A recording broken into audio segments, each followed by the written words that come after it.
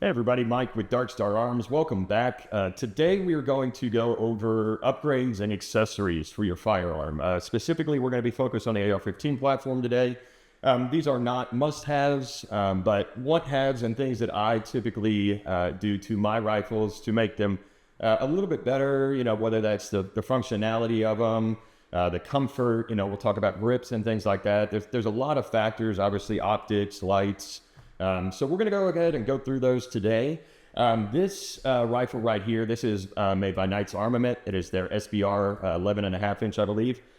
Great rifle all around. Does not need any upgrades or any accessories. Obviously, you do want an optic of some kind. Theirs came with their iron sights, which are phenomenal.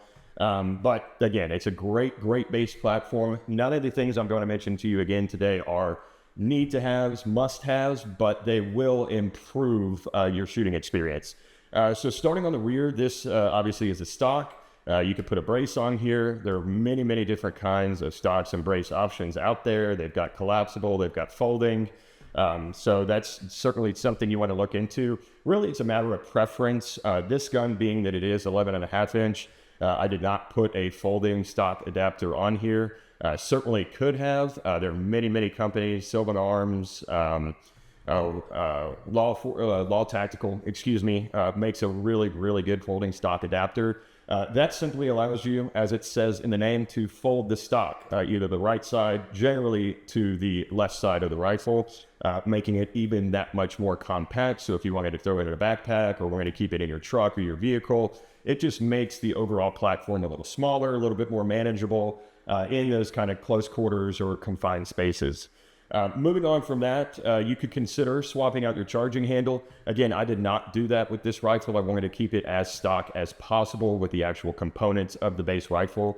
But again, you could put an ambidextrous charging handle on there. You could put one with an extended latch so you can get a better purchase on it. If you have gloves on or if it's cold weather and you're bundled up, you can be able to manipulate that a little easier.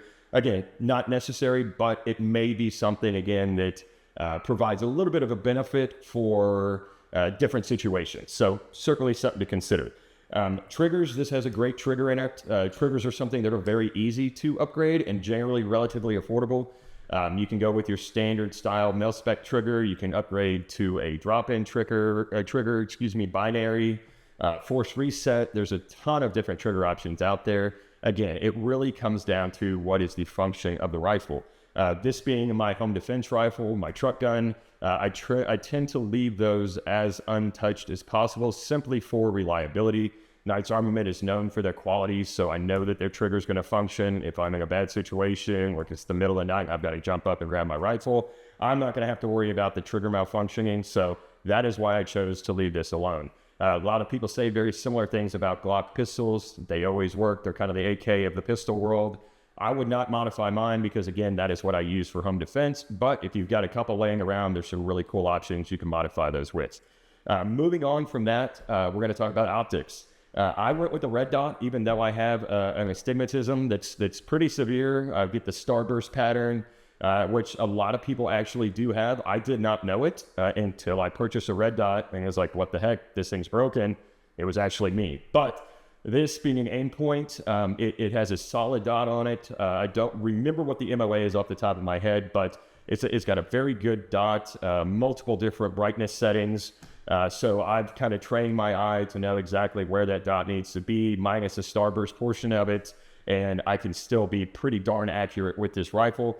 This also has a 3x aimpoint magnifier on it, with obviously a fold-over mount. Again, not necessary, but if I were going to go hunting or if I were going to get just a little bit more range, I could simply pop that on, and now we've got a 3x magnification on our one-powered dot. Again, a great setup. Endpoint makes some phenomenal products. No, they're not the cheapest in the industry, but they are known for their quality. And for this build, I kind of wanted to go with the higher end of optics and accessories just to kind of keep the overall package where it is. You'll see the handguard here, M-LOK handguard. Nothing specially about it. It was factory from Knight's Armament. But it does allow me to mount other pieces of equipment, as you will see. So I have a light here from Mod Light, super, super bright, has the button on top so I can easily manipulate it. We've got our vertical grip here, slightly angled so I can get a good purchase on the front of my rifle. If I flip this over, I have a barrier stop here, which has an aggressive texture. So if I need to punch it in the side of a wall to get a better purchase, I could certainly do that. This one actually has a QD mount integrated into it for a sling, so I can run my sling from the back of my stock all the way up here. Kind of a great combo here. It's a great option. Again, not necessary. I do like to run slings on some of my rifles, not my home defense setup, because I really don't need it for that purpose. But if you are out in the field and want to have a sling, having a QD attachment is a great option. Otherwise, you could simply clip the old style right around that M-lock slot there. But again, these are not modifications that have to be done. They're modifications that I prefer to do. Again, just for my preferences. I like to have a light on my rifles. Again, depending on the purpose. Obviously, it's important to have a really good optic. You want to be able to see what you're shooting at. This also has a suppressor on it. I run suppressed generally all the time. It just makes it more of a comfortable shooting experience, reduces the noise, obviously. But really, this is my home defense setup. I'm really happy with it. I really happy with the rifle itself. The setup, it works really, really well.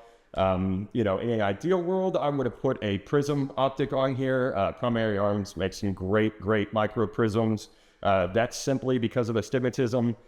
Prisms do not make my eyesight, or it does not starburst like a red dot does because of that prism design.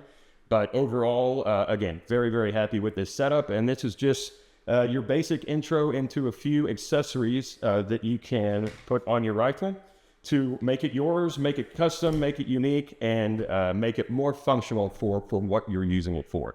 Again, this is Mike with Dark Star Arms. If you like this video, please like and subscribe, and we will see you on the next one.